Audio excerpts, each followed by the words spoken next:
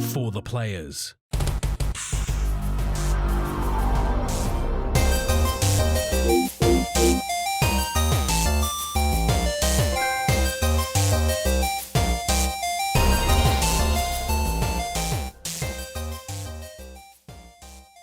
I'm Ryan Betson. I'm Max Cooper. And this is For the Players, the pop culturist PlayStation podcast. With over 40 years of playing PlayStation and 6+ years in that gamers community combined, we'd like to thank you for joining us as we farewell the PlayStation 4.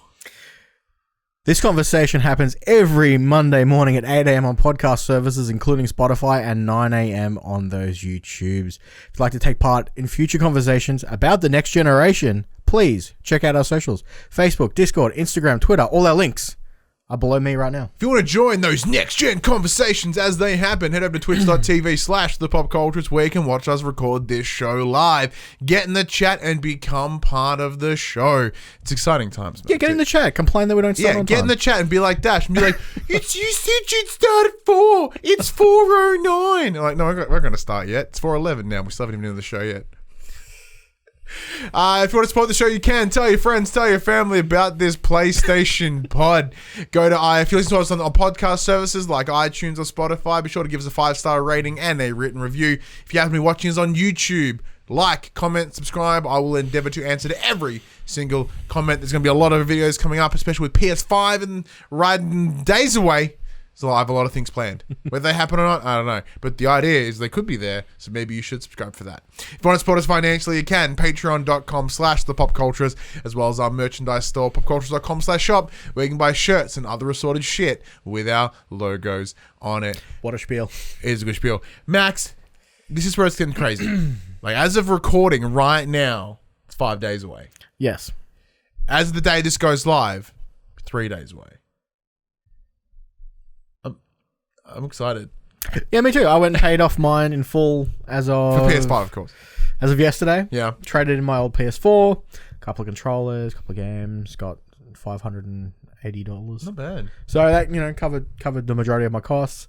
So now, consoles paid off. Extra DualSense paid off. You just got to pay off Demon Souls. Demon Souls. And nice. then I'm all good.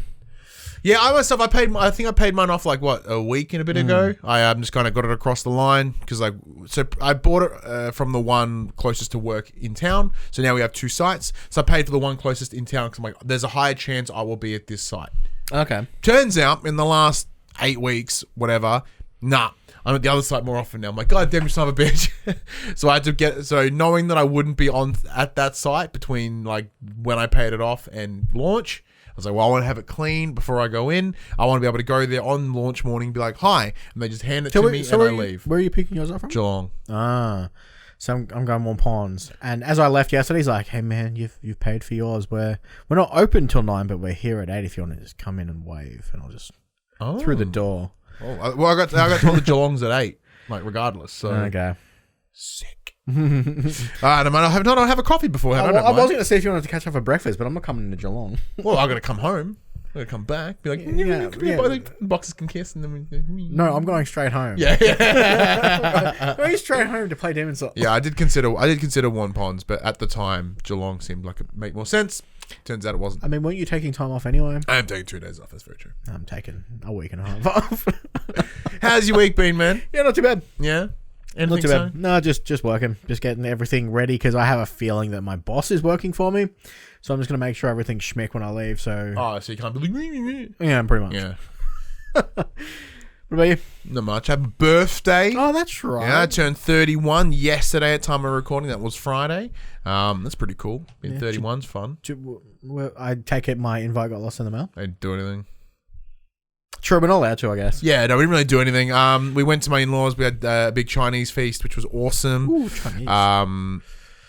Yeah, it was cool. I really enjoyed it. Nice. And yeah, just being older, not a whole lot happened. I didn't, for birthday presents, I'm in my 30s now, so presents don't mean shit. But even then, it was weird. I got underpants and pants, which right now are worth more than money. Because I'm like, oh my God, I need new underpants so bad. because like I got my old fat underpants, and they just like they ain't doing nothing. They ain't holding shit. I'm pretty keen for Christmas. I wouldn't mind a few pairs of socks. Yeah, that's what I'm saying. Like I'm like, can some people just get me new underpants? Because like these were designed for 26 kilos ago. Like they're even then they were pushing the elastic. You can't just tie a knot on the side of them. Just like staple them every morning. New pants, new better fitting pants is a big must. I also got cause I bought it myself because I was like, I bought it and then went, oh, you can give me this for my birthday, I guess, just so I don't get in trouble. I'm a big fan of the Fleetwood Mac album Rumours. For Record Store Day, they released an alternate version called Alternate Rumours. So I've picked that up and I haven't listened to it yet, but pretty excited for that because it's like recuts, retakes, but some demos. It's sort of like, here's the album but through a different perspective. Yeah, this is what it could have been, which is cool. I like that idea. Other than that's been pretty low key. Nothing too. Once again, it's that age where just old. And then because I'm a garbage person and I constantly forget to wish people happy birthday on Facebook. Almost no one's had birthday on Facebook. Oh, so the card that I sent you was just worthless. No, it was actually pretty accurate, which is I honestly kind of appreciate it because I'm like, hey, thanks. I know we haven't spoken in 4 years, but thanks. But it was just like, cool, yeah, easy. Like, yes, it means I'm less friendly with more people, but I don't know because I'm horrible and I just forget and I don't post on walls anymore. Like, if it's your birthday, like I think it was with you, I just message you. Yeah. I don't have to present happy birthday, everyone, to the world. I just send it to you directly because, A, that's more personal, and I'm not trying to present something. And 2, the image that you sent me would have been flagged on Facebook. That's true. Happy birthday. Like, But yeah, no, that's a whole other issue with Facebooks anyway. It's crazy. So you weren't sitting there at 11:59 on Thursday night going, now it begins, and you just get that stream of notifications. No one loved you right on midnight. No, my sister did go happy birthday and then racial slur, and that was like 2 a.m. Racial slur. Jeez. So I was like, thanks. Wow. Yeah. But no, even then I was in bed by like 10:30. An old man life. Yeah. One of my younger staff members at work, like, why don't you have the day off work for your birthday? I'm like, because I'm not 17. Like, what am I going to do? Not work. And it's a Friday. Like, my kid's wasn't a day. He just annoy me all day. You're a long weekend, man. That's true. I've had like nothing but long weekends. So this week was a short week. Next week's a short week because of PS5. The week before I took the Monday off because I blew out my shoulder. And the week before that was a public holiday for the football. Yeah, I haven't had a public holiday off in a long time. I've been working them, which has been good.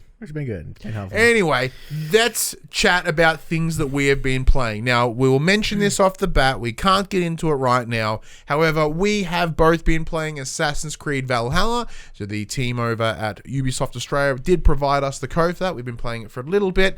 We've got a little bit coming up, and we'll talk about that in a couple of days. But as of right now, that's all we can say about it, I'm afraid.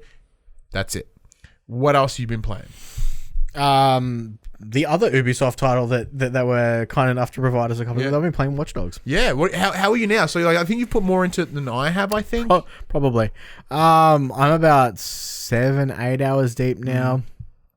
The game's okay. Mechanically, it runs very similar to that of Watch Dogs and Watch Dogs 2.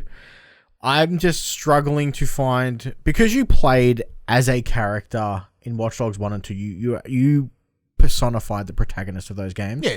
This game feels so empty because you can play as anyone. So despite the fact that there's so many different people, so many people you can play as, you just don't feel like you have... They're all faceless, meaningless people, in my opinion. It's not like, oh no, I've died because I have 3 other grannies to take her place. Or 4 other construction workers that can use the same drone. So many construction workers. Like, it's just... It kind of takes me out of it a bit because I'm playing with permadeath on, so if they die, they die. But it doesn't really matter because you just go out and replace them with someone else. See, it's funny that you say that, though, because initially I was like, I just can't care if they die. And then I was playing the other night, and I just got a little bit cocky. And $2 store Elton John. Well, see, He got shot in the face. He got like blown apart by a security drone, and I was like, oh. So I play so loosey-goosey because that doesn't matter. Like, I'm just like, if this one dies, another one will take it. Well, because like I feel like I've just got like an army of lemmings to do my bidding. Like, I put a bit of effort in. I gave him some new clothes, gave him a new look. I was like, hey, he's looking all right. Like, he's looking like a new man. He's looking less $2 Elton John. And then, shortly after I put all that effort in, I was like, all right, let's take on. Oh, you're dead. All right, well, that's a shame. But thankfully, all the clothes I purchased for him unlocked for somebody else. I'm like, well, fuck you. And then I rebuilt somebody else. I'm pretty sure anything you unlock for any of the characters work for any. Which I really appreciate, because that was my concern. I was like, well, why would I anyone. commit to so hard to any character if it doesn't translate? But no, cool. So I can make them all wear the same stuff. Yeah. And side note, for anyone that is for people, that gender fluidity and how you present yourself, any character can wear fucking anything. Yeah. It's awesome. So like, you can literally make the characters however you choose. Yeah. It's not like, you can't wear a dress. Like, no, you can wear a dress, you can wear heels, you can wear whatever you want. It's a minor detail, and it's so minor, but it's fucking mad. Yeah, no, it's good. I'm having fun with the game. I'm just finding it hard to relate to any of the characters because you play this essential faceless legion of characters. Yeah, hence the legion, I guess. But like, for me, the difficulty is I want to just sit there and like listen to a podcast while I'm playing it. But like, there's enough of a story to guide me forward that I probably shouldn't listen to a podcast. But then I'm like, I don't really give a fuck enough to like listen to it completely. It's a really tough line to go through. And like, I took out this big bad woman, I guess. I don't know if actually was like obviously a mini boss. Yep. On the way, and it was kind of easy. So I was like, I'm like, all right, I'm just kind of progressing. Now, granted, I'm not getting stuck in all the minutia of like the side stuff. So I'm not like, ooh, that looks like some tech points. And there's like, there. I'm not trying to like constantly recruit people. I'm kind of going with whatever the game recommends. Like, I feel like you probably should get this person.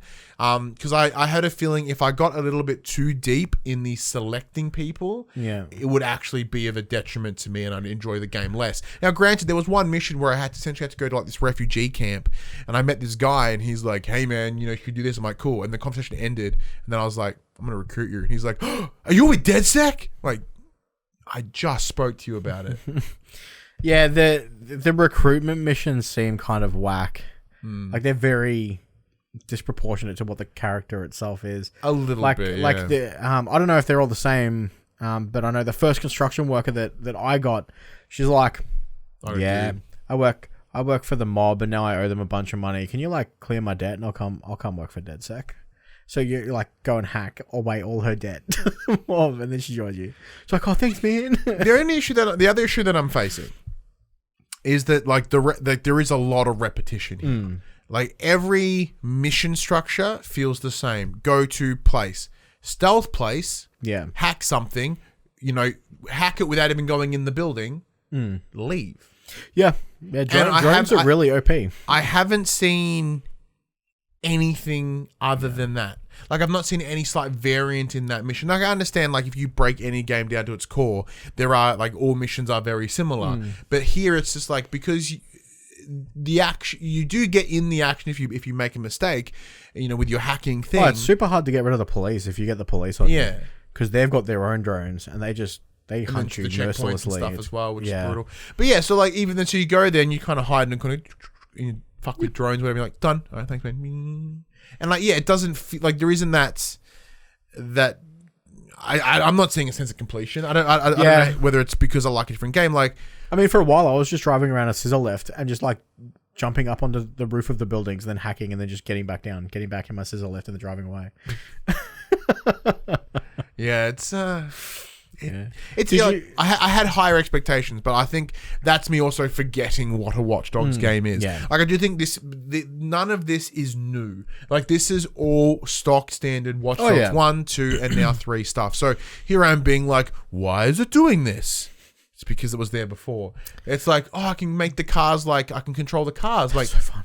That was there last time. So like, that's not new. Like, all these cool little features that I'm applauding, or features that I'm dissing, were already there. Yeah. So I don't know why I was more enticed by this one specifically. I'm not too sure. But for me, the original selling point was I can play as anyone. That's really cool.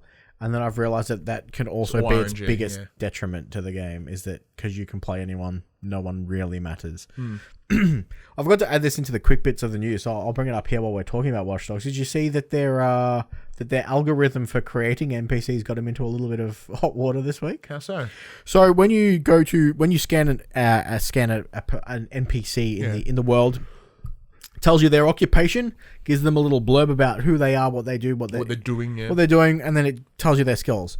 So someone found online, someone posted a picture of a woman that they scanned. She's a pediatric nurse, and her little blurb is just broke up with a patient. Whoops. See, that's the problem. When you completely randomize something, there is the very likelihood you're going to get something fucking weird. Yeah. And that is something weird. Yeah. Now, I imagine statistically, like, that is incredibly unlikely. Oh, yeah. But, it's the same irony of, like, hacked game, notorious for hacking game code as the same week that someone leaked the Watch Dogs game code. Yeah. So, there you go. I thought it was a funny little tidbit as random algorithms running wild as per usual. Well, check anything else out? This week, no, not really. It's just been Watch Dogs and the other one. Yeah. I've had an interesting week actually with the games that I've been playing. So, oh no, sorry, I'll cut you off. I finished the raid in Ghost of Tsushima Legends. Talk about that. Okay, sorry, I completely forgot about this.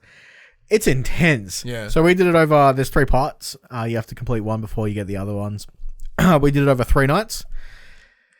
Took us about 6 hours in total across the 3 nights. Man, you really need to teamwork. Otherwise you are not going to get this done. So we played with one person playing each of the character classes. And I somehow managed to rope myself back into being the healer of the group.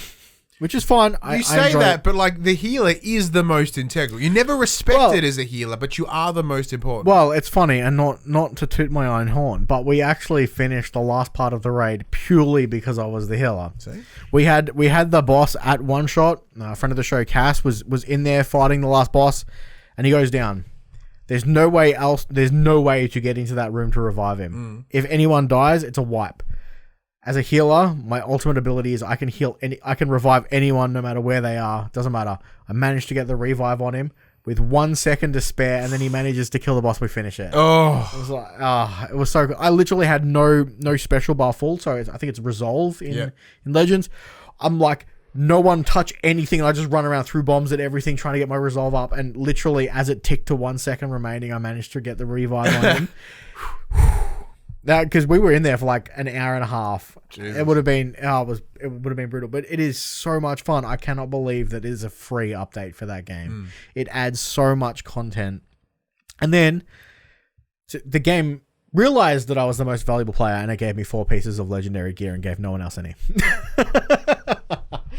But oh man, if any of our community is playing Legends and they want someone to raid with, hit me up because I am down to do it again as a different class. Healer. No, I'm playing different classes now, I think. Need to get all the loot because you get gear, you get cosmetic gear for finishing the raid as the class that you're playing. So I want to unlock all of them, so I got to go through it another 3 times with the other characters. But it is so much fun. It definitely gets harder. The first chapter 1 is not too difficult and it introduces some mechanics. Chapter 2 gets really, really hard. You have to get these achievements. There's 3 different achievements, and then there's invisible platforms. And normally, when you play online, you can see what platform will spawn if you have the right achievement. In the raid, you don't get to see. So there's 3 characters with achievements, and one person doesn't get an achievement, and only he can see what platforms are there. So you got to direct your team. You've got to jump. Now you jump. Now you've got 2 in a row, so you have to all 3 of you jump at the same time. Otherwise, you're going to kill each other. And it is rough because the person who's randos, you can't. There's no matchmaking for the raid. You have to go in with a set team of 4. Okay, that's good. So there's no matchmaking. I mean, that doesn't stop you from the likes of like getting on Reddit and saying, "Hey, I need a group." Yep. But you definitely need you definitely need to be able to talk to your teammates. Otherwise, it just will not work. That's fair. But it is super fun. Nice. You know, because there's the times like, hey man, you're up to jump. Huh? Gotcha. And then we did that for about half an hour. Yeah, and then it's like, I probably should get going. Yeah. But it is so much fun. Nice. Well, I've had an interesting week, as I said, with the games that I played. I played a lot of children's games as well, kids games. Oh yeah. So the first one I played was Ben 10 Power Trip. So this one I got an email from Bandai Namco. They're like, hey man, no, you got a youngin'. We got some kids games. You want to check them out? So there was 3 in the list. There was Transformers Battleground. Didn't look very good, so I decided to opt out. And the other was Troll Hunters, which looked garbage, so I didn't want to play that. And the other one was Ben 10. And I was like, okay, well, Ben 10, my kid loves monsters. He likes aliens. This is probably up his alley. So I jumped on it. I gave a bit of a run before he would play it to see how he would go. At its core, it is an open world RPG. Oh, really? Yeah, it's your kids. He's going to explain it. It's your kids' first open world RPG. Okay. So you are playing as Ben Tennyson. You know, everyone knows who Ben 10 is. He has a little wristwatch, the Omnitrix, I think it's called, and he has like 10 different aliens, whatever, in it. Start of the game, you're in Europe. They haven't said like what specific country, but they just say you're in Europe. Yep. So you go there. There's some villain. I presume it's a long-term villain of Ben 10. He's like, take all your monsters, and he has these crystals, and all these monsters fuck off. So yeah, then you're in this area, and then it's actually quite sprawling. Yeah, and then it's like do all missions, and it's like go here, do that, pick up this, go do this. You know, go clear out this area, come back, go collect this thing over here, and like it's literally an open world RPG. And like you've got a scooter, so you scoot around, and then you actually, as you start progressing further, you start gaining new creatures, and in almost like not in a Metroidvania-esque space, because there's no like, you can't get there until you get this. It just kind of like it's beneficial if you have this character here. So yeah, and then you go back and you'll start clearing out things a little bit differently with that character, and then you'll move into this other area. Now it's fast travelable, and if you really wanted to, you could on your little Ben 10 scooter go from little area to area, which is what I did. I just wanted to out of pure curiosity. And there's things along the way, like little missions you can stop and do. So it is at its core a kid's way to get into an open world RPG. That's cool. Yeah, so you like there's characters with like interesting sort of characteristics to them, giving you collectathon missions, giving you like go and clear this area missions. It's cool. Like if you're a kid and you see, and like, you know, our audience aren't children, but if you're a parent and you like playing open world RPGs and your kid likes to pay attention to it, this might be a great way to get them into that space. Now my kid's young. He's 3. He's about to turn 4. He may not be old enough for this one specifically yet. So is it? But if you've got a kid that's, say, for about 6, I reckon they probably have the cognitive ability and understanding of games, if they've been playing games for a little bit, to be able to really flourish within this world. Because as of yet, I've not died. Nothing is too difficult. There is some mild platforming. Didn't hurt me at all. Is there any combat, or is it just generally just fetch quests, go collect? No, there is combat. Yeah, like it's go clear out an area, and so you would become your little alien monster thing, and then you would just fight them. Okay, and then clear out. And like as of yet, nothing's been too brutal. And there's even like little secret like caves. You go in there, and there's this villain called Decibel. Yep, and it's like a nightclub, and you have to kind of like dodge the dance floor because there's like patterns that'll kill you. Oh, that's cool. And these little small things like there's enough there to, if you're a young kid, to like, wow. For me, I was like, oh, you know, I'm feeling where this is going. I really appreciate it, but without it being like a property that I kind of care for, the open worldness stuff really kind of sinks in, and the collectathon. So I was like, you go there, do it, come back. The character goes, cool, that was great. Can you do this too? He's like, oh, sure, do it. But if you're a kid and you know these characters, or you care about these characters or this world, you're gonna have an absolute blast. Like I'm impressed. Yeah, I'm actively impressed by it. Will I see it through? Probably not, but I might. For funsies. Yeah. Maybe one, not with next gen coming out in a couple of days. I don't see myself finishing it, but I'm sure I'll keep it around because my kid will probably get there. So, because additionally, today, at time of recording, my son and I played the new Paw Patrol game, which is Paw Patrol Mighty Pups Save Adventure Bay. So Mighty Pups is a tele movie that they made where a meteor comes and lands in Adventure Bay, which is the location that they all live in, and this meteor gave the pups superpowers. So they become like this little Justice League, and it's kind of cute. So they've taken that and they've put this into this game. So you have a lot of general sort of gameplay, and then it kind of back ends the mission with some Mighty Pup stuff. And at the end, you take on the big robot that they take on in the telly movie. So this is essentially a sequel to the 2017 release Paw Patrol On a Roll, which I did also play with my son, who was then it was 2 at the time. So he just like, couldn't really play it. He could press buttons and I could tell him what to do. And he knew them. He didn't really, at the time, he didn't really know all the characters. For him, it was doggies or, pups or whatever. Where now he's, nearly 4. We played it this morning. We streamed it. So it's available on the Twitch VOD. It's available on the YouTube. And he essentially completed the whole game today. Nice. Yeah. It was amazing. All by himself. I had nothing to do with it. It's been really, really like a proud moment as a dad. So because the game's completely different too. So with On a Roll, it was a side-scrolling platformer, right? So it's all 2D flat, and you would just jump and da-da-da-da-da. Very boring stuff, but for a kid, it makes a lot of sense. It was super easy to clear out. We're here, they've actually upgraded the game quite substantially. So it's visually better. It looked really rough on a roll, but On a Roll, I have a feeling may have been almost like a proof of concept, and then now they've gone, okay, we've seen some success with it. It's looking pretty good. We can make this better. So with Mighty Pups Save Adventure Bay, they have it looks a bit smoother. The animations are a bit better, which is awesome. There's the licensed music in here for the Mighty Pups specifically. No voice acting of the pups or any of the characters aside from Ryder, which is not the same voice as the show. First thing I noticed last time, and first thing I noticed here was licensed music, but they don't have the regular Paw Patrol theme. So weird. You don't see any other characters talk or any of the pups talk, but I understand the dollar value because this still is a budget game. So it's done by a company called Outright Games, which is a publisher, Outright Games, which also publish Ben 10 as well, because I think they I think they specialize in kids games. Yep. So here they've shifted up completely. No more side-scrolling platforming. It is essentially little open worlds. Oh, cool. So it drops. So at the start of it, you're in the lookout, and Ryder will be like, "Here are your 2 missions. So here are your missions. Here are the 2 pups that are needed. On you go." And it drops you in the area, and it gives you a list of tasks. And like there is, like any good open world, like it feels open, but it is directing you one way. So my son was able to run around and collect all the things as he went, and sort of then come and get what he needed to do and push on through. Now, like he didn't hit all the goals in each, like he got enough goals to get through. He didn't get all the collectibles or anything, but he's 4, who cares? But yeah, like it was easy enough for him to get there.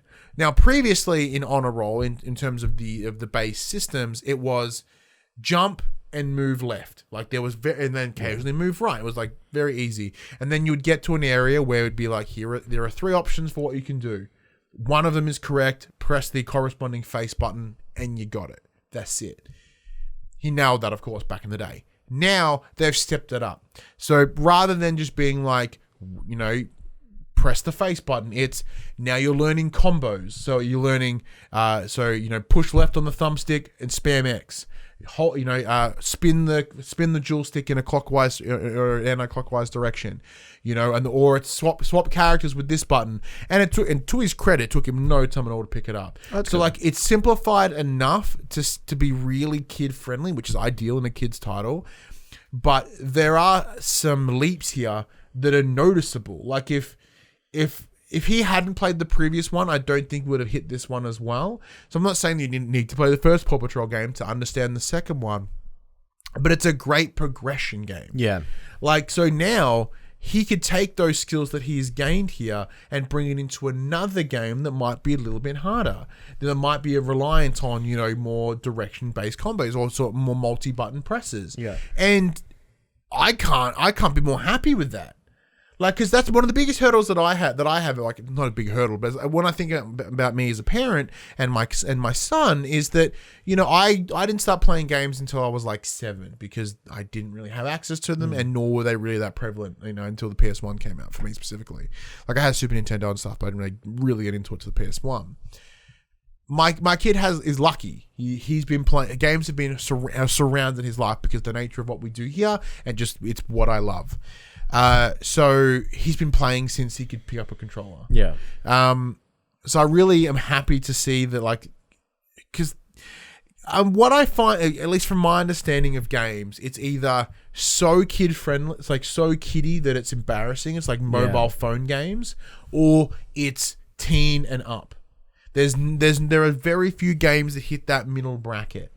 And I feel that this, because kids, you know, kids at least until they're probably like 9 will appreciate the Paw Patrol. Like, it is kid friendly, and like, but it's not like degrading kids content. It's not like in the Night Garden or something. Do you think that the licensed property of Paw Patrol is helping this game? Or do you think this game would stand on its own if it was a different? A lot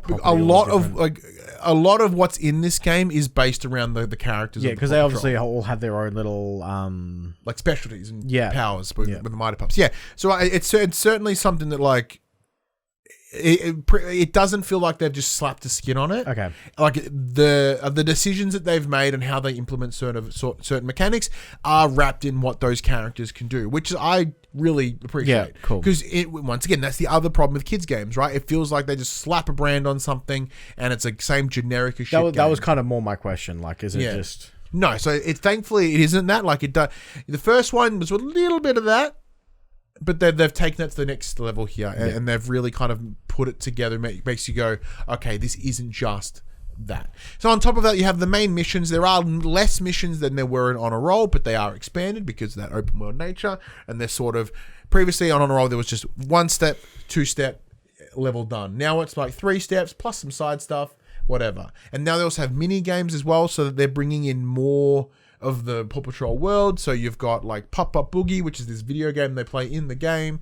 Plus they bring in a bunch of side characters and just little cool different things to add to it. So although the main missions are truncated, like in terms of total number, like they are wider, and you've got a little bit more side stuff to play. And as I said, it's a great stepping stone game for my son. And to me, that's priceless. Because he'll probably spend more time playing this game now than the other one, and it's only going to hone those skills further. So then in 6 months' time, we can play something else.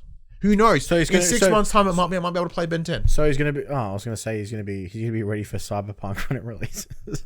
He'll probably demand to play Miles Morales when it comes out because he's already plays Spider-Man. I mean, I can't fault him for that. Yeah, no, not at all. But no, so big thank you to Bandai Namco for Australia for providing the code for both Ben 10 and Paw Patrol. It's if you are a parent, like both Max and I know quite a number of our audience are, and if your kid likes Paw Patrol or you want that sort of middle step game, then they're a little bit better than, they're a little bit further along than, say, very basic games, but you need that stepping stone into the next space, and it's co-op too. So with the 2 pups on screen, he and I can play together. That is a big win for me. Like, that is like a heart-melting moment when he and I can play together. Because like we did that with Untitled Goose Game, and it was awesome. It's that bonding experience, and I get to do that with something that he loves. So then he'll be like, I'm going to be Rocky, and you be Rubble, and I'm going to go over here, and you go do that. Because it gives him that moment of like empowerment and just sort of like, it's awesome. Like, I know it's a kid's game, so I'm probably blowing it up more than I should. I know there's a lot of feelings in here in how I'm approaching this, but it's great, man. Like, I love, even if it is all feelings based, I love what it's doing. Yeah. There's improved, like, even on an objective level, it is an improvement on the previous game, which, if anything, 2 years from now when they release another one, I'm very excited to see what it's going to be. Because if that was from step to this or step to that, then I want to see what's in there. Like, it's almost like they're growing with the fan base, which is really bizarre for a brand or a franchise that's ideally within one age bracket. Yeah, no, it's good. I spoke a lot about Paw Patrol just then. Oh no, I'm glad you're enjoying it. And I ducked into the stream for a little bit this morning, and James was definitely loving it. I didn't even touch it. Yeah, I was like, all right, well, I'm just facilitating. Other than that, I played more Sakana. That review's coming out later in the week. I don't think I played anything else. No, I didn't play anything else. Yeah. That's pretty good. Anyway, let's get into the section called Inform the Players. We tell you about what happened this week in PlayStation. Now, right off the bat, Max, as we said, this episode is the last episode that we are ever going to do, focusing, I guess, kind of within the PS4 generation. Yeah. There are some games we'll no doubt play across that, but with the backwards compatible nature of the PS5, it is very likely we'll be playing it on that platform. So, as of this coming Thursday, our PS4 is the same buy. Yeah, mine. My old PS4 is becoming the my wife's Netflix machine. Yep. And I did suggest to you earlier today that we should give your PlayStation a Viking funeral and set it on fire in the bathtub, but apparently that's how houses get burnt down. So. And on paper, it seems like a really bad idea. So I didn't want to go much further. It would be cool though if we had like just a box and we could set on fire to it. But yeah, so. In impeccable timing, today the embargo dropped for the PS5 and their reviews. We have, we hadn't do shit. Max has selected some of the key bits that have come out of those reviews and want to break through them now. So just so you guys can know a little bit more before we go pick up those PS5 on Thursday. All right, let's kick things off. So the reviews are out. And because of this, we do have more information about what's coming in the box. So let's start with its new SSD. That illustrious SSD. So, on the box, it states, as we all know, 825 gig solid state drive. However, the PlayStation 5 will have approximately 667 gigs of usable data, because obviously it needs to hold all its... same regular formatting and all regular that formatting. stuff. Happy with this because I did some calculations on Monday. It is Wednesday. I looked at what the launch games are, and I'm like, so I should be all right. It also uses the least amount of space for its set aside for system. What compared to the One X and the Series X series. But that's also proportionate. Like if you have a larger hard drive, that OSC formatting is always larger. Obviously. So I wouldn't. I don't see that as a win. That's just. Yeah. It's a little bit smaller than I was hoping for, but obviously we all knew that it wasn't coming out at 800. Yeah, not happening. So now you're thinking, well, it's not that big of a deal. They told us there's a second slot in there. We'll just slide a new hard drive in there straight away. Well, unfortunately, can't do that either. Turns out we'll have to wait a little while to expand the PlayStation 5's memory. In a statement sent to The Verge, Sony confirms that the slot will be disabled at launch. Sony still hasn't whitelisted any third-party SSDs to use with the PlayStation 5 anyway. You can, however, still use an external hard drive, but there are some interesting quirks with this. You can only currently move PlayStation 4 games back and forth between your PS5 and your external drive. You cannot do it for PS5 titles as of yet. So hopefully that will also be patched in. But it's interesting that you can't do it on PS5 titles, only PS4 backwards compatible titles. I think, wait, because I did know that they said you can't, like, PS5 titles must be on the PS5 SSD or equivalent, when they announce that. But you can't even transfer it off and then transfer it back transferring is interesting. Maybe there is a compression-y thing in there, but it's a hard drive's a hard drive, right? It's the speeds and stuff make sense, but the drive's a drive. Like, they're not formatted differently on an SSD compared to a spinny disk, are they? Not unless you physically format them a different way. Maybe they are. Maybe in order to optimize this SSD speeds, they have to be compressed or set up a certain way. Regardless, we are stuck with what we're given out of the box for a little while. Hopefully, it doesn't take too long for Sony to start whitelisting some solid-state drives. So we're going to talk about first-party games a little bit later in the show. But with this in mind, make sure you make sure you Google the games that you're picking up or the games that you want to play and do the calculation. Map out the sizing. I did the same thing. The only thing I know off the top of my head is Call of Duty is about 150 gig. 120 something. That's not including Warzone. That's just Cold War. Yeah. So take that into account. do the math. The information is out there. The only one that I had difficulty finding was Devil May Cry, but I just added like 6 gig to what the old one was. So I did the math. I'll probably sitting about 300 and something used. Well, I know there's only 3 gig difference between Miles Morales on PS4 and PS5. Yeah, but for some reason, Call of Duty is like 20 gig. It's like 90 something on the PS4, but 130, 120. It's 4K graphics, man. You know. Yeah. The more beautiful you are, the bigger, the more size you take up. Anyway. Oh man, here I am getting thinner. Let's talk about the new Accolade feature. So one new feature coming to the PlayStation 5 is what they're calling the Accolade system, which forms part of your user profile. How it works: when playing online with strangers, you will be able to award badges based on your experience playing with those players. There's 3 tiers: helpful, welcoming, and good sport. The idea is to add a reward loop to being a positive online player and a community member. That's kind of cool. So this sort of goes in line. I don't know if there's any reward system, but that would be my next thing. You do get like a badge for your user profile saying, "Hey, this guy's helpful." So So that's pretty handy to know though, because if you are on like Reddit and you go, "Hey, I need help with this," like, "Yeah, I'll help you out," and it comes and just janks you. You know what I mean? Like, at least with this way, that there is some sort of reputation within the PlayStation Online system. So it's within your best interest to behave. Yes, and it's good. And like, if there is an incentive, like well, now that chat logs can be sent away for review, like, you should be a good person online. Yeah, anyway. As I said, like, Cass is getting banned, but not on like just because we say he will be. We're gonna have control over that. But I like the idea in premise. I'm pretty sure I'm just gonna be like, "Hey, Max is a good spot." You cannot give accolades to your friends.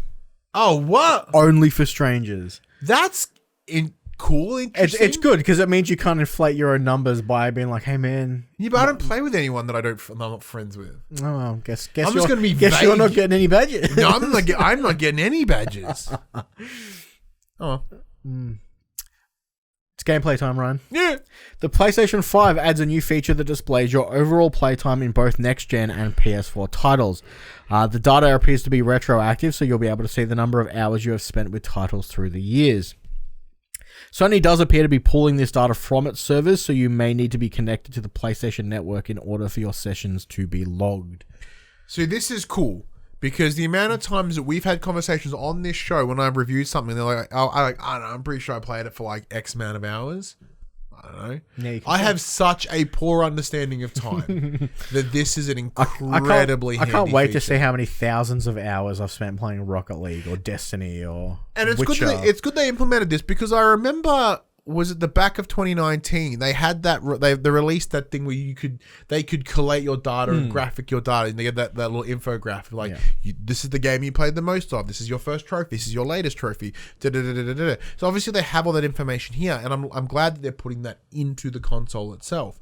So yeah, like, I'll look at the 50 hours that I spent with God of War, or this and that. Even if I play it now on PS Plus, it's going to add that time, which is interesting. The constantly accumulating is a bit weird, but with many games as a service, you would presume that you're going to play it once. Quick resume. Well, the Xbox has been touting that pretty hard this week. It is. The quick resume is the new hot word for the hot word for the week. Looking through the various reviews that have come out, it appears that the PlayStation 5 doesn't have quick resume. There is, however, an option in the control center panel named Switcher, but at present it lists your most recently played games. You can technically toggle to a different title from here, but it reboots the title. See, this just could be me and being an old man. Why the fuck do you want to play 2 games at once? I mean, there's times where I'll be playing, let's say, Ghost of Tsushima. I'll be playing that.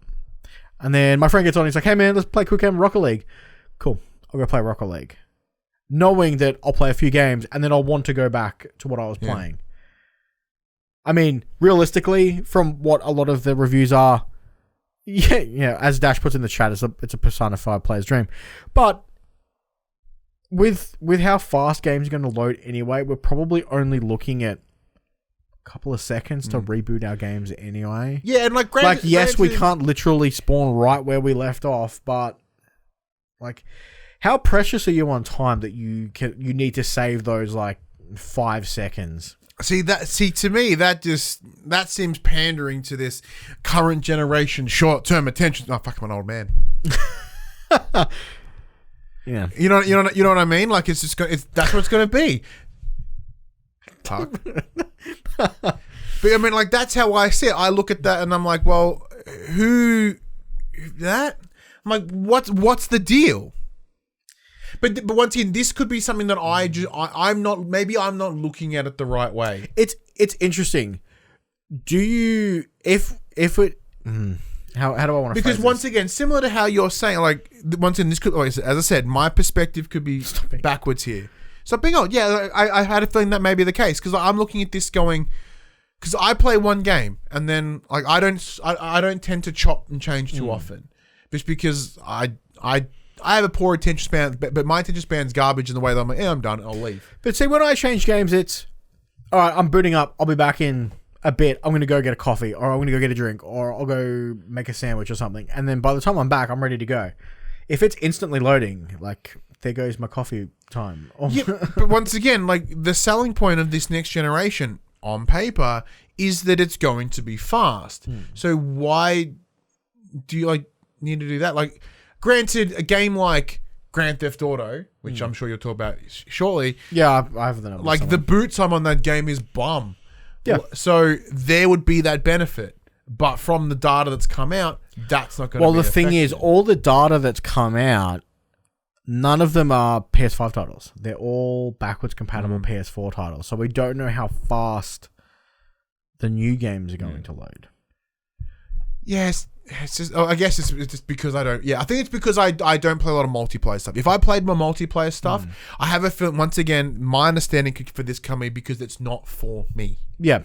So I'm not poo-pooing it. And I was like, why don't we have it? I'm like, I don't get it. It's the same reason that I didn't care about crossplay. Yeah, well, because you were wrong I don't play Oh yeah, big time. You were wrong. But my stance had always been, I don't get it. It doesn't affect me, so what is it? Yeah, but it's one of those things like, cool, if it happens, awesome. I still don't see it as the big issue that everyone claimed it was, but now the barriers are gone. I'm like, sure, whatever. You know? Like, I don't think this is I'm going to buy an Xbox now because my games will already be where they are when I want to play them. Like, I'm still going to... Yeah, I don't see it as a selling point, personally. No. Yeah. And I don't know how it could be, but I'm also... wrong, because you're going back right now and for some reason listening back to old episodes of this show, the ones that you weren't on, and we've said some ballsy shit in the past. Yeah, I really like the Death Stranding's not coming out until 2022. That was a common thought. But I also pooed on that game endlessly until I played it. Anyway, moving on. You know what I have bug snacks, you know. You know what I am looking forward to?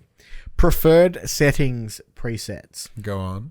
So a YouTube video uploaded by Sony Support reveals a new game presets feature on the next generation console. In this, you are able to select preferred settings, such as difficulty and whether you would prefer to play in performance or resolution mode.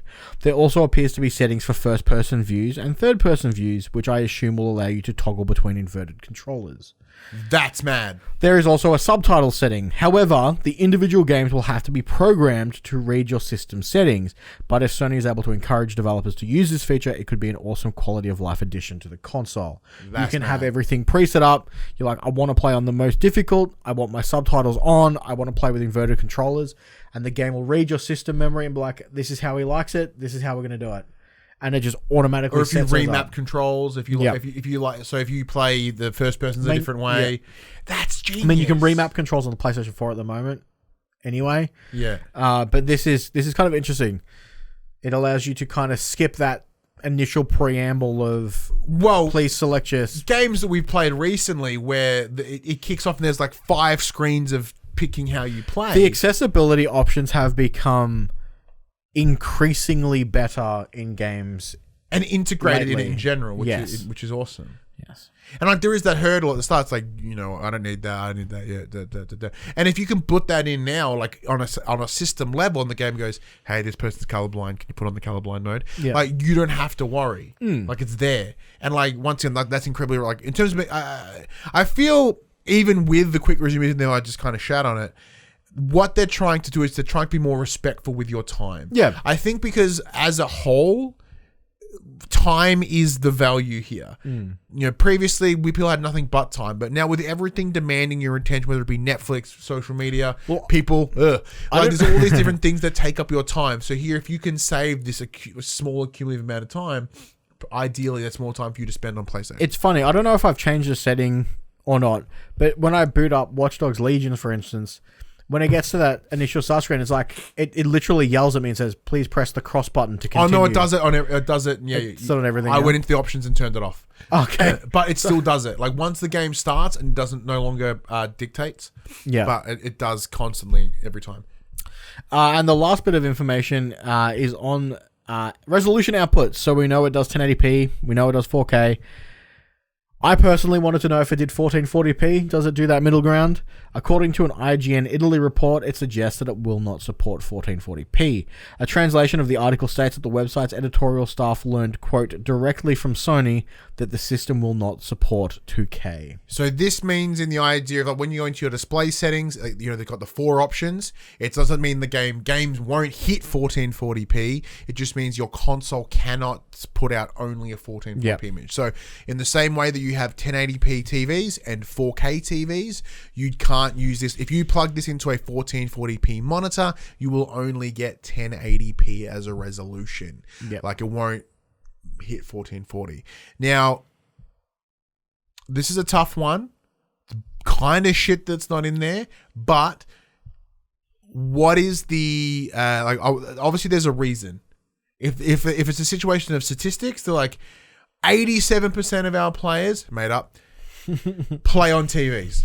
Yeah, and they can know, and they should probably know that data somehow. Yeah. So like, therefore, it's not worth the money and or investment to support that resolution. You know, when really, it playing on monitors are dope. I can't argue that. Like, even though I play on a telly, and here you play on a monitor normally. Like, there is a difference, a noticeable difference, and it would be awesome if they support 1440. But I know you probably care more about that than I do. Well, I was initially going to buy a 1440p monitor to use with the PS5 because obviously they are that center ground of they do look better, they run at a higher refresh rate, and they are significantly cheaper than 4K monitors, which is another big selling point. But it looks like they don't support that. I don't particularly wish to go into the new console generation still playing on 1080p, so I'm going to be sharing my 4K computer monitor for a couple of months until I can get another one, which is fine. You know, it is what it is. Yeah. I don't really game that much on my PC anyway, so it doesn't really matter. So, looking back at all this information, I find it a little bit odd that they don't support it. I mean, again, I'm not a developer. I don't design these things. I don't make these things. I don't know how hard it is to be like, why can't you output it at 1440p? Maybe there is something that stops them. It's odd that they wouldn't. Yeah, but yeah, who knows? Who knows? So having a look at all this information that have come from these PS5 reviews, how are you sitting? Like, are you still confident and happy heading into PS5? I'm still super happy. Like, the big one for me, obviously, is it's definitely the preferred setting presets. I think that's a fantastic addition. And if you can set them up ahead of time, I mean, you gave the example of a colorblind player setting that up, so they just never have to worry about that setting ever again. Yeah. It's just, it'll just always be on. Yeah, I'm probably in the same boat with like, even though I couldn't be any more generic person. Like, I don't fuck with the settings. I don't play inverted. I tend to play normal. You know, I don't tend to fuck with the settings too hard. For me, it's not a benefit. But if like with accessibility options becoming bigger and better and more intricate, using the likes of Last of Us this year is probably the easiest example. Yep. Like, if you can preload the console on a hardware level to hit these things I said before, then that is next gen. I think the only general button maps I change these days is I swap circle for R3. Okay. So my crouch becomes knife in Call of Duty, essentially. And I used to be one of those weird people that used to play in Southpaw. So my left stick was to aim, my right stick was to move. Ugh. But I grew out of that. Yeah, good. You're good. Like, I'm happy to allow inverted controls. Inverted controls are still weird, but I get the logic behind it. But what the fuck is that? It's for left-handed people. Are you left-handed? No, not at all. Like, what are you doing? No, whatever. Yeah. Overall, like, yes, I'm in the same boat. I'm pretty stoked either way. I'm pretty excited about what the PS5 is going to be. The reason we selected these specifically in terms to talk about is because these are objective. This is objective information. Oh, and this isn't any sort of like everyone's getting this. There is no subjectivity in how these are system shit, and that's what we want to talk about specifically because we're going to get it subjective as fuck next week. Oh, and apparently too, just to add in, apparently the controller docking charging port is a mini PS5. Oh yeah, looks like it, isn't it? It's very cool. Yeah. So there's that. Yeah. That's a big thing. It's subjective information. Can't argue it. Prepare to get subjective next week because we can be like, I love it. I want to kiss it. I fucking hate it. These are things that can't be argued. But yeah, let us know if these things tickle your little bits ahead of PS5s. Moving on. Let's. I can't not use this segue. Talking about tickling little bits, let's talk about Sackboy's Big Adventure. Oh, God. So when Sackboy launches next week on the PlayStation 4 and PlayStation 5, you will only be able to play with friends in local co-op mode. Sumo Digital has made the decision to delay its online multiplayer functionality, with it instead arriving via a free patch before the end of this year. The same can be said of save transfers from PlayStation 4 to PlayStation 5 versions. This functionality will not be available at release. In a PlayStation blog post, design director New Waterhouse said, the team have been working hard to ensure the online is the very best experience it can be for the players, and we just need a little more time to get it right so you can enjoy it with your friends and family. Man. It's fun. All those, we'll get into it a little bit later, but Sackboy is not really on my list. It's not really on my list either. I wasn't a huge Little Big Planet guy either. So I have no love for the Sackboy himself. Yeah, we do have one on the set. He lives up there. That was my birthday present last year from Dylan. Yeah. He lives in the middle there. He looks over us and smiles all creepily. But yeah, cool. Yeah, just handy to know that information, I guess. Let's talk some Resident Evil. Oh, yeah. So, the PlayStation Store listing for Resident Evil Village has been updated with new details, confirming that the DualSense controller will be put to use alongside 3D audio support. The game, which may also come to PlayStation 4, will run at 4K with ray tracing and will have, quote, almost no loading times thanks to the PlayStation 5's SSD. For the 3D audio, quote, enhances the experience by making you feel that the hair-raising sound... I'm so terrible at writing stuff. The hair-raising sounds coming from every direction, and the haptic feedback is said to simulate the firing of real-life guns. Mad. Yeah. See, as if I needed any more reason to really want to play Resident Evil 8. I'm already excited. And then they're here's all these extra features. I'm like, huh! And when the idea of 3D audio... Now, granted, not going to be done on any headset, but, I'm constantly just becoming more and more tempted to buy the new Pulse headphones. I'm not.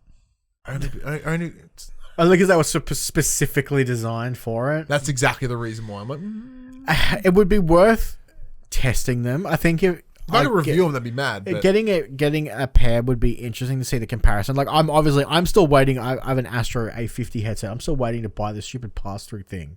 They just haven't... They're selling them everywhere else in the world except Australia at the moment. I still haven't been able to get my hands on one. So I'm just going to have to use my monitor speakers, I guess, for the first little while. Well, yeah, because I was playing a game this week with the headphones into the controller, and it sounds fantastic. No problems there. But it's just because I use Audio Technica AT MX, whatever the 50X is, whatever the fuck they're called. Love them. Love those headphones. But it's just what if it sounds better? And it's, I guess, the novelty of them being new headphones as well is probably the big part of it. Yeah, well, if you want to buy some, they're not coming to Australia until December. Yeah, it's a little bit of time to bank up. Maybe I can get it for Christmas or something. But yes, give me all those things for Resident Evil. No load times, mad. Ray tracing, mad. 4K, mad. Because it's one of those things because it'll likely be a very dark and gloomy game. So having that HDR mixed with the ray tracing will make those light feel cooler. It will look cooler, especially if it's in the snowy sort of idea that they kind of alluded to in the trailers. The way the way light reflects off snow is very unique. So I think that will be a cool little way to go about it. I don't know about you. I'm That ticks all the boxes for me, personally. Let's talk some Tony Hawk's. Tony Hawk. So a free update is due to be released later today as time of recording that not only adds the new Crash Bandicoot themed items for you to collect, but it also brings a much requested change to how the tours operate. The update will introduce solo tours, and it means that you'll be able to play the Pro Skater 1 and 2 tours with every single character, including all the original objectives. As it is now, you can only do it you can only collect Skate and the hidden tapes and stuff with one character. Once you've done it once, they're gone.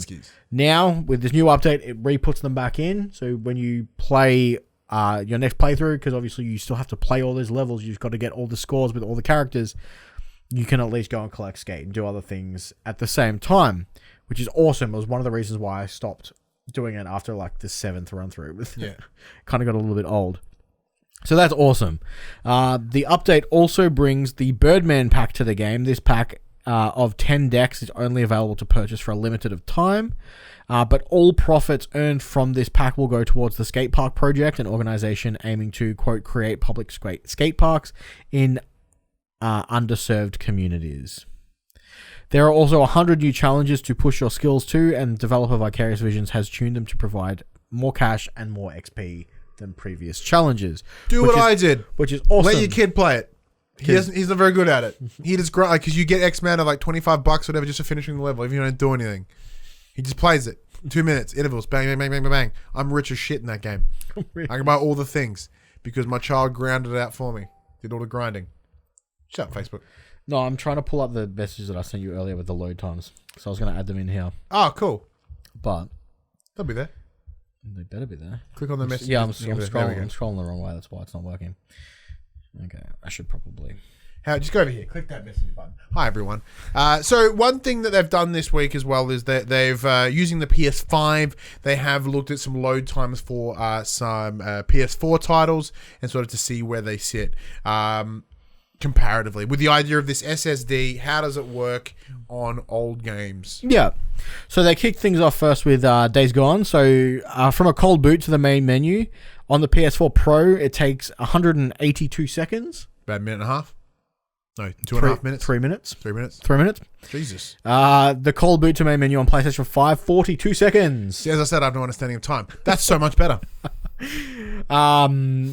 Just for interest's sake, to load a saved game takes 79 seconds on the Pro, 27 seconds on PS5, and this is including like the patches and stuff they've done recently as well. So, and the fast travel across the map takes 30 seconds for the Pro, 11 seconds on the PS5.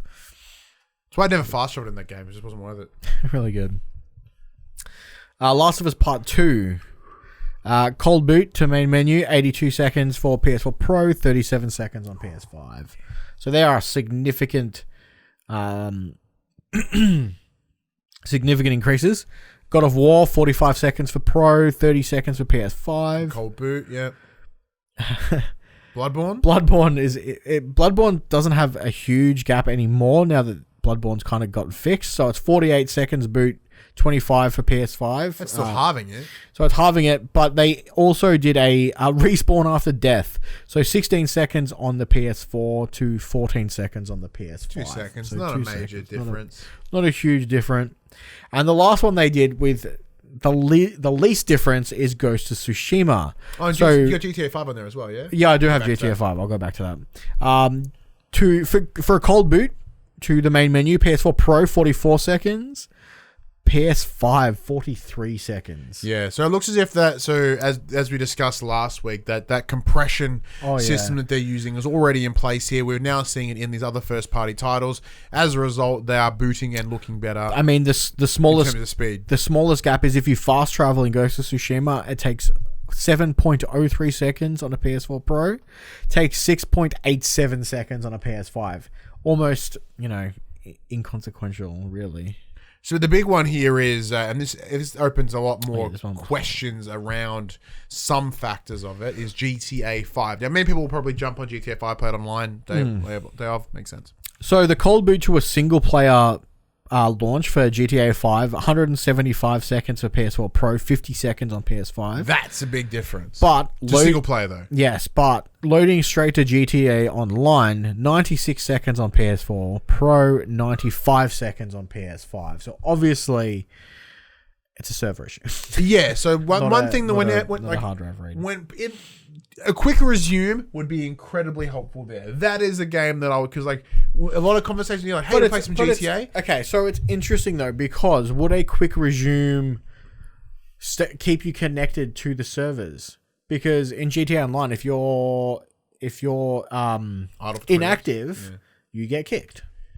Well, that's how I wonder how and that then works. You need to reboot games, into the online anyway. So what? Yeah, but like. That's the only way I see it as being feasible. Like, in the past, when you and I were starting to run some GTA, you're like, you want to come play? I'm like, sure. I'll see you in 10 minutes.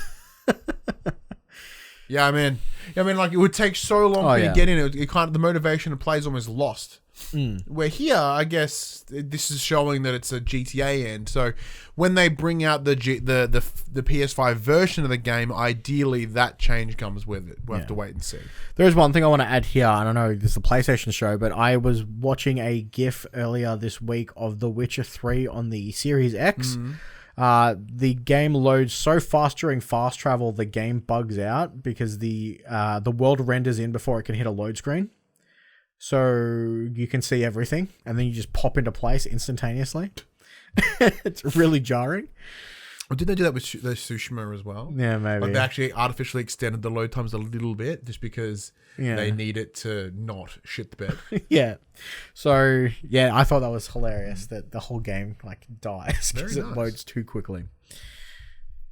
All right. Now back to the quick bits. Where have I put it? Quick bits. Your PlayStation Plus games for November are Middle-earth Shadow of War and Hollow Knight Void Heart Edition. Yeah. Both are currently available now. Bug Snacks is also joining the lineup and will release on the 12th of November in the United States and the 19th for the European store. So I'm assuming we get it on the 19th. What? Oh, no. Because I think we technically part of the European store. Yeah. What a shame I can't play launch. This is the PlayStation 5 version, not the PS4 version, and you are not entitled to the PS4 version for getting this version. If you buy Bug Snacks on PS5, you will get the PS4 version as well. Yes. Yeah. Cool. For those interested, Insomniac have warned people on Twitter that copies of Miles Morales are out in the wild. As reviews are live now. So if you don't want to be spoilt, be careful. Yep. Here are some No. I'm not buying it, Putt. Control for PlayStation 5 has been delayed into early 2021. Apparently, it's not working well at the moment. No. Which is a shame. Or they're just rethinking of ways to charge you more. Like, you think they'd have it worked out by now, but no. That's a bit harsh. Is it, though? All right, here is the top 10 best-selling games for the PS4. The last time that we will do this solely on the PS4. Oh, I wonder if it will be. I wonder if it'll now be top 10 PlayStation games sold, and there'll be a mixture of PS4 and PS5. I don't know. I'll have to ask them. Actually, I'll respond to it on Twitter. I'll ask them. This is top 10 best-selling games for PS5. I'm starting for the 1st of November 2020. That's the week ending of.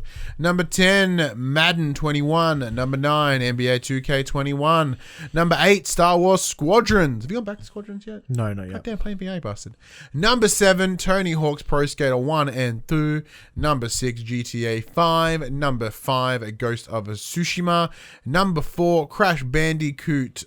It's About Time. And number 3, Dark Pictures Anthology Little Hope, which I did finish, by the way. I'll get to that in a sec.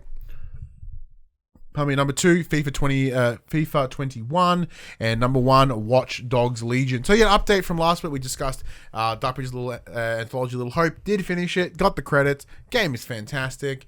Ending's a bit quick, and you go, oh, that was fast.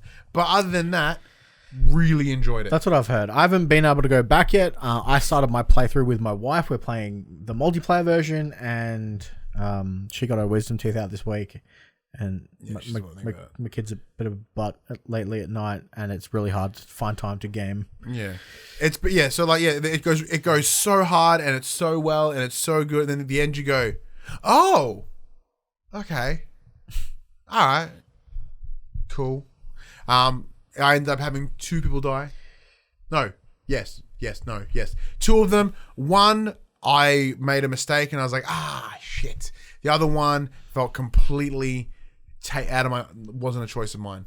Like, something I saw a premonition of earlier, and I was like, well, I'm going to avoid that. And I felt that I did everything to avoid it. And then it happened in a sequence that I had no control over. I'm like, that is dirty. It felt like a dirty kill, and I didn't like that. Where the other one, I made the mistake. So I was like, I accept that one. The other one, I don't. Fair enough. Now, like Max and I, we're going to do a chat about the first party, about the launch releases. So let's pull up. Let's go through the list of games that are coming out this week, and then we'll go into that conversation because we're going to talk about a lot of those games. Max, give us that full list, and then we'll transition into it. So you want the full list of launch titles for No, I want the full list of games coming out. Okay, so we have 13 Remake coming out November 10th. Coming to the Players is the name of the segment. There you go.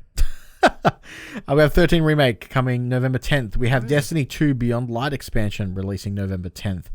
Assassin's Creed Valhalla launching November 10th, technically November 12th for PlayStation. 5?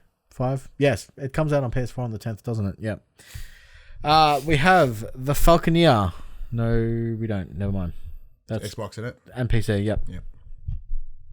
We have Fuser coming to PS4 on November 10th. Harmonix DJ game. Yeah, that looks rad. Devil May Cry 5 Special Edition coming to next-gen consoles November 10th. Time, baby. Yeah. Yep. It's coming to Xbox One X too. Yeah, Yakuza Like a Dragon coming November 10th. PS4. On PS4. PS10. PS5's next year. Planet Coaster Console Edition coming November 10th. Observer System Redux coming to PS5 November 12th. And then we have Spider-Man Miles Morales, PS5, PS4, November 12th. Godfall, PS5, November 12th. Demon Souls, PS5, November 12th. Sackboy, A Big Adventure, guess what? November 12th. Who would have thought? Who would have thought? Bug Snacks, November 12th. The Pathless, November 12th. That is not for us. Call of Duty Black Ops Cold War, November 13th. For those who have pre-ordered it, the preload is available now. Kingdom Hearts Melody of Memory coming November 13th. PS4. And that is it. Cool. Notice how a lot of those games are coming on the same day, Max. Yeah, it's crazy. Right? That's because they are launch titles, ladies and gentlemen. So that brings into the main topic of the show, the thing we're going to talk about. We still haven't got a fucking name for it. We are going to go through the list of the launch titles, and we're going to tell you what we think you should probably check out. Now, a lot of these things we've sort of seen stuff. We've maybe even played it. There are things here. There's some things that are influencing our decision. So let's run through these titles and we're going to go what we think will be a must buy, because right now here in Australia the RRP is like $120. Like fuck that. Now granted, a lot of like Amazon's being really competitive right now, but I'm going to throw this out there. Amazon are currently selling Assassin's Creed Valhalla on PS5 for $69. That is a bargain. Yeah, it's a half price. Send it to a friend and he's like, thanks. I'm like, what? It's a good deal. He's like, I bought a discless console. And I'm like, okay. Sucks to be him. I forgot about that. All right, so let's go through this. These are alphabetical, I believe? They are not alphabetical. Nope. All right, let's go from the top. So, first on the list, Spider-Man Miles Morales. So the question is, should you buy this day one? Fuck yeah, you should. Fuck yeah, you should. Why though, Max? Why should people buy? Like, I presume you're in the same boat as me? Yeah. I don't know. So... I will eventually get to this game. I don't think this is one of my I have to play this day one games. Like everyone knows my I have to play this game day one, and that's Demon Souls. Yes. And that's I'll get to that because it's next on the list. For me, Spider-Man Miles Morales is going to be a fantastic game. It's coming off the back of Marvel's Spider-Man, which was an incredible title. For those who haven't played it, you buy the Ultimate Edition, comes with the remastered version. I think this is the game that, for those who missed out on the PlayStation 4 generation, maybe they're coming from being an Xbox player, this is the game that they should buy. Day one, no question. But for me, I can wait a little bit. Yeah, for you personally. For me personally. But for those who are coming in fresh, and for those who haven't played Spider-Man, This is an easy day one purchase, especially the Ultimate Edition. You know. Yeah, I'm in the same boat. If you've not played Spider-Man 4, get the Ultimate Edition, get the remastered version of the original. You will not be disappointed. Having just recently played through the DLC again, and then sort of finishing off the game, big win. I think it's brilliant. I cannot wait to play Miles Morales. Personally, it's from the reviews that went out today. It's about 7 to 10 hours. That is a brilliant amount of time. It is a perfect amount of time. Like for me, you know, like especially with the amount of titles that are coming out at launch, having it sit within that 7 to 10 hour window is actually really quite consumable. I'm super excited. Like, as much as I want the game to come out, I'm super excited that Cyberpunk got delayed. Yeah. It opens up 2 months for me. Big time. Absolute big time. 21 days. Yeah, so judging all those things, I'm like, cool, 7 to 10 hours. I can get that done probably within the first couple of days because like I've got the first 2 days off and then whatever. Easy, happy, and then I can start moving into the bigger things. Speaking of bigger things. So next on the list, Demon's Souls Remake. Obviously this... I have purchased it already. It is ready to be picked up. I'm ready to go. This is probably going to take up a lot of my time for the first couple of days. It's one of the first titles that I it is one of the first titles I played on PS3, and I cannot wait for it to be the first title I play on PS5. I'm not playing Astro's Playroom while I wait for this to install. So I'm just going to wander around. This is the first game I'm playing on PS5. Well, this even though this is technically a remake of a PS3 game, this is probably one of the only definitive PS5 games that are coming out. A lot of the other games are cross-generation or cross-platform. Here, this is the game that you can only play on PS5. That is a big win. So for that alone, it's probably a good reason to pick up. However, if you've not played Soulsborne games in the past, don't pick it up. You're going to fucking die. They're not overly accessible. Yeah, they are not very accessible. You will break your brand new DualSense controller. That's why I bought 2. That's what, yep. I'm in the same boat as you. I'll check it out. But, you know, for us, the nature of what we do here, the nature of this show, it's within our interest to play all these titles, especially the first party ones, to reviews them. Yep. But yeah, if I was a normal consumer, I would probably pick it up if I had the money to. It wouldn't be my number one on that. It is. I think it was 130. Yeah, it's 120, 130 bucks. Yeah, and like so it is, when we're sitting here in Australian dollar dues, that's quite a substantial amount of money. So like one of the other reasons we wanted to do this is A, because everyone else has done it, and 2, because it's like, well, that's something we need to take into account. Like games are more expensive than ever. Especially considering you've just spent $700 to $750 or $650 to $750 on a console. Not many people are buying more than 1 to 2 games. Exactly. Because they're expensive. Yeah. Next on the list, we have Godfall. Now, I am super interested in this. I'm not picking up day one. Neither am I. At no point has this game caught my interest. With its, because I'm not a big fan of this looter genre. So with this being a quote looter slasher, so it's a melee combat looter game, it isn't really ticking the boxes for me. It's ticking my boxes. I love looter games, and I would like to see how a looter slasher plays out. It does look cool too. It looks really interesting. Yeah, this might be a actually look for me. Even if this, even if I saw the reviews, it still wouldn't swing me. I'm probably not going to pick it up regardless. A game Ryan will definitely pick up. Next on the list, Bugsnax. He's gonna love it. It's free on PlayStation Plus. As I've said, it's coming to PS Plus, so it's a free game for everyone. Everyone should play it. It is free.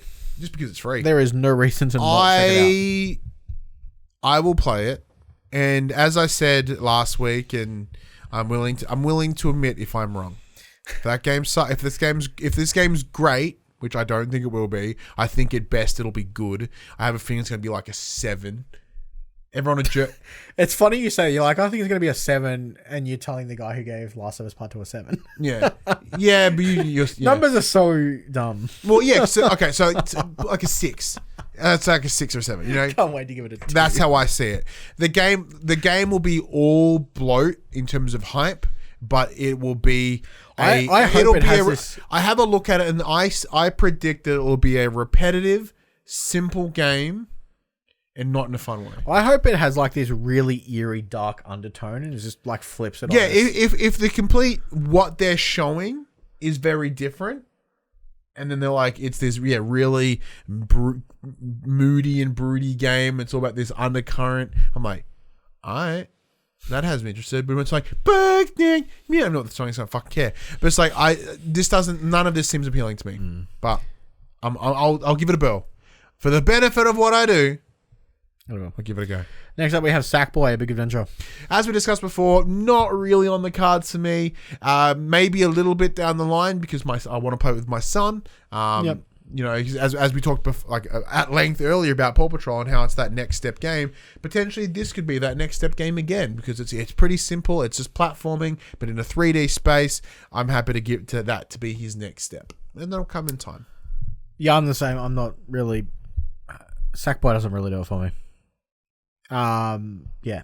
I think my wife might enjoy it, so I might pick it up anyway. So my wife will enjoy it, so I'm probably not going to pick it up. Astro's Playroom comes pre-installed. Yeah, play it. That's easy. Astrobot VR was one of the best. Astrobot Rescue Mission was one of the best games on VR last year. Fucking play this game. Assassin's Creed Valhalla. You should probably play this game. Yeah. Just if you look at what Assassin's Creed has done in the past in terms of its big. If you enjoyed Origin, Odyssey, yeah, like it's going to be up your alley. It's going to be a big open world RPG that you can play on day one. That is pretty huge. Now, granted, it is available on PS4. I don't know whether the cross save stuff works. But I think there's the Ubisoft Cloud potentially. You know, if you want to go, if you've only got so much money on day one, you probably want to pick this up because you're going to get the most value on paper value. Yeah. If the way you process a game is time equals money, then it's the one you probably want to grab. Just because it's got the scope that you'll probably want. Next off, despite the fact that it is one day after launch, Call of Duty Black Ops Cold War. I'm very, very interested. It has zombies in it. I'm obviously going to get it. I don't know if it'll be a day one. It will depend on when the rest of my Call of Duty group get it. If they all get it day one, I'm going to be peer pressured into getting it because, like, you know, FOMO of them playing zombies without me. I'm also a little bit like thinking like not many people will have PS5s. Maybe I can actually be good for a little bit. Like you did in the beta. Yeah, like in the beta because no one was playing the beta, so I actually had moments where I was really good. Like maybe if I play this, I'll be all right at it. Ooh, wouldn't that be a nice twist? I'm very interested. I want to see what the campaign does. Like, except for Ghost didn't really deliver. I give zero shits about the campaign. I'm literally in this game for zombies. I probably won't play multiplayer because I'm not as good as I used to be, and that annoys me. I'd say this might be my reactions are just not as good as they used to be. First month. But it'll literally come down to when friend of the show Noodle says I've got it, and then I'll be like, okay, me too. Either that, yeah. If you do, then I'll probably because then I'm just gonna be on that zombies grind. Yeah, either that or it'll be like if some of my family members goes, "What do you want for Christmas?" I'm like, "Oh no, buy me Call of Duty." Because normally it comes out around now. Yeah. So like normally I'd already have it. So like someone like, "What do you want for your birthday?" I'm like, "Oh, give me Call of Duty." Next up, Devil May Cry 5 Special Edition. Having not played it, I'm very interested. Now, I've pretty much confirmed that we'll be receiving a review code from Capcom for the title, so we'll be playing it day one. But Devil May Cry is one of my all-time favorite franchises of all time. Yeah. I love Devil May Cry. I'm so keen to play this again. And their special editions are awesome because they literally add they're not like special editions. They literally add extra playable characters. Yeah. Like you can, it almost changes the entire way you play the game. It's like playing a new game because you're playing with a completely different character. They all have different movesets. Awesome. I cannot wait to play this game. And because it's using the same RE engine that we saw in the Resident Evil remakes, so it looks mint. So I think it'll look even minterer. Yep, that's the word.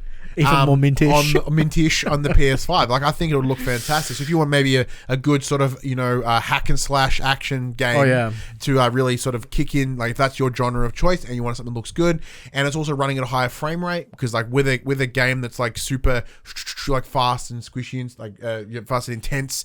I said squishy because there's a gentleman named Squishy in the chat. If you want fast and like intense action, that's what you want to jump on. Next up, Watch Dogs Legion. Yeah. If that's what you want. I find it so bizarre that Ubisoft are releasing so many titles right next to each other. Yeah, two big RPGs. Because we got Immortal Phoenix Rising coming out early December. Yeah.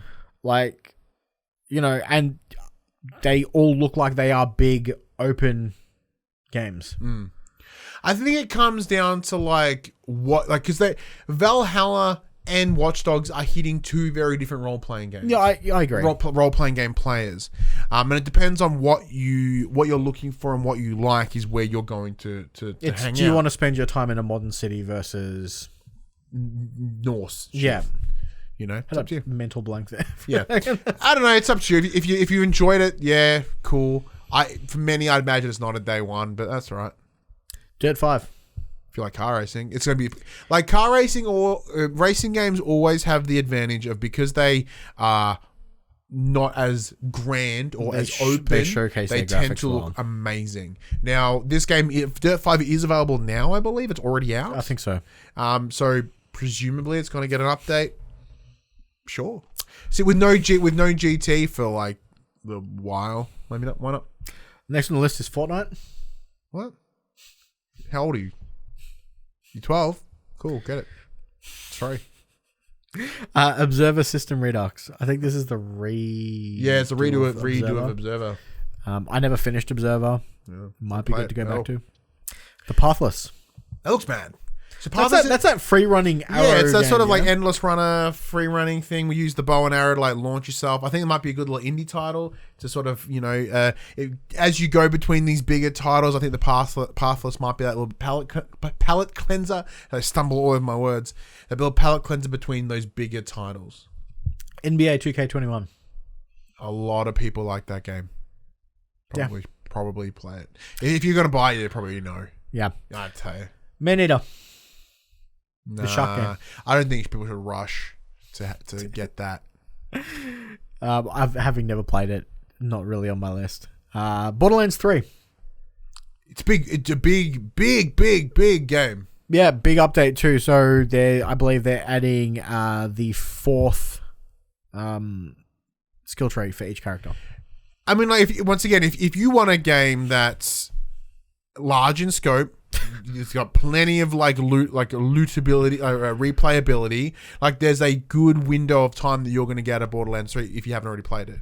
Now, granted, if saves come over, then why do you really want to do it? It's a tough space.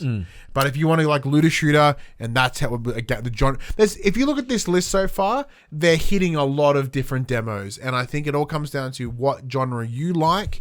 But there are some clear standouts in here, as we've mentioned before, with like Spider-Man. It's a shame there's no traditional JRPG, but I mean, Demon Souls can take up a lot of time. Next up, I guess like if you want real Japanese, I think Devil May Cry might hit that. Oh yeah. Mortal Kombat 11 Ultimate. Sure, I'm sure it'll look great.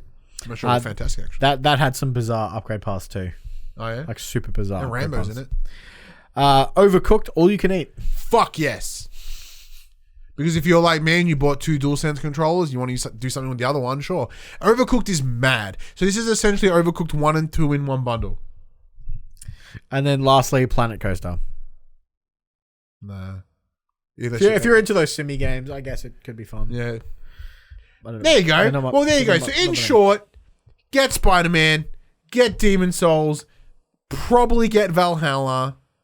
What else is on that list? What else do we say? Yeah, value for money and games of a length. Yeah, you've got your Assassin's Creed Valhalla, Spider-Man Miles Morales is a short form story. But if you get the Ultimate Edition, you're getting that remastered first Spider-Man game, which both fantastic titles.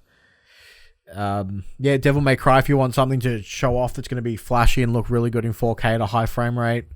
You've got, Assassin's Creed Valhalla and Watch Dogs Legions to scratch those big open world games. If you're a racing car guy, Dirt 5, or girl, racing car person. If you're a racing car, get Dirt 5. For those of you who are still playing Fortnite is going to look fantastic now that it has ray tracing. There's a bit of something for everyone.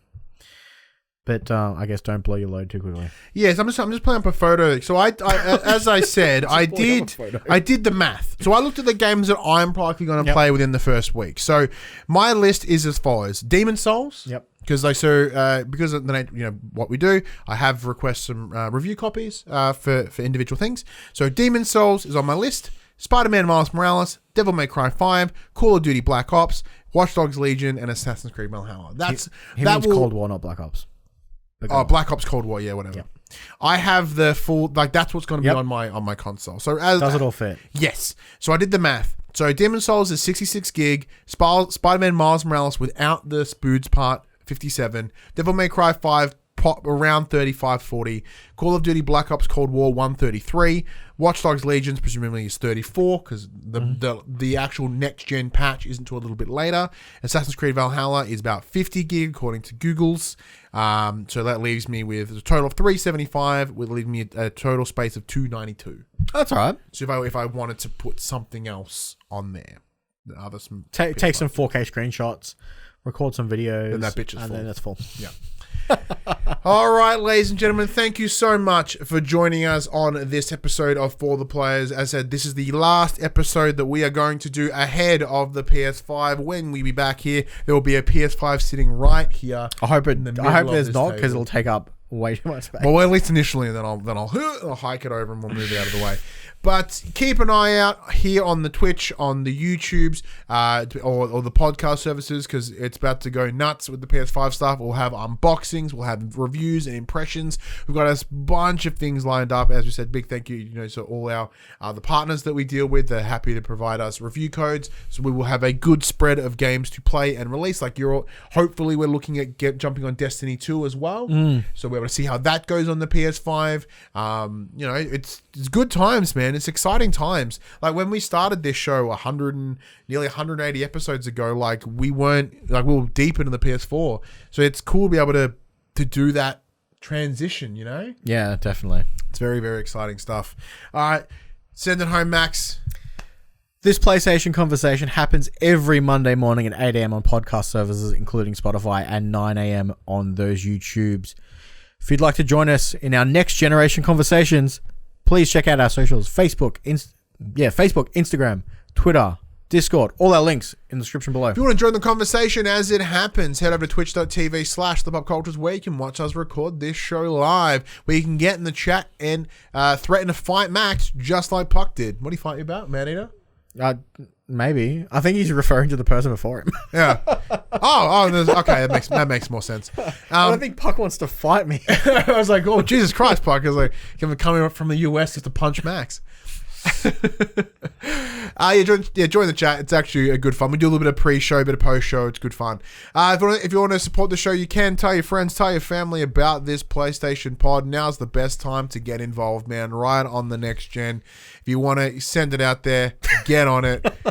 Yeah, Puck's doubling down on fighting Max right now. Swim, you coward.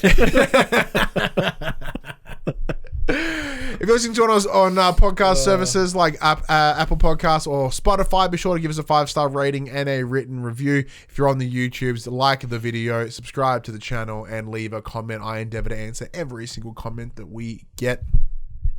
If you want to support the show financially, you can at patreon.com/thepopculturist, or you can buy merchandise and shirts and shit with our logos on it at our shop, popculturist.com/shop. But until next week, when we will be all up in some PS5, I'm Ryan Betson. I'm Max Cooper. And that was For the Players.